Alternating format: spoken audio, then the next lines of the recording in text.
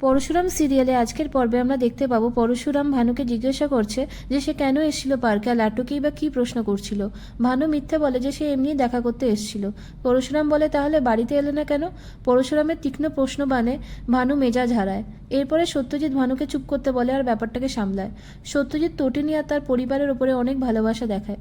এদিকে সৌরভ পরশুরামকে কল করে জানায় যে চিন্টু নামের একজনকে ধরা হয়েছে, যে কিনা বাসে পরশুরামের ওপর হামলাকারীদের মধ্যেই ছিল। তাকে ইন্টারোগেট করতে হবে। খবরটা পেয়ে পরশুরাম বেরিয়ে যায়। টটিনি আর পিকু আবারও ডান্স করতে থাকে। পরশুরাম এরপরে ডিপার্টমেন্টে আসে আর চিন্টুকে জেরা করতে শুরু করে। সে জিজ্ঞাসা করে যে কে তাদেরকে পাঠিয়েছিল ওকে মারতে। জেরার মুখে পড়ে চিন্টু স্বীকার করে যে বব্বরই তাকে পাঠিয়েছিল, আর বব্বর কোনো একটা অনুষ্ঠান নিয়ে কথা বলছিল।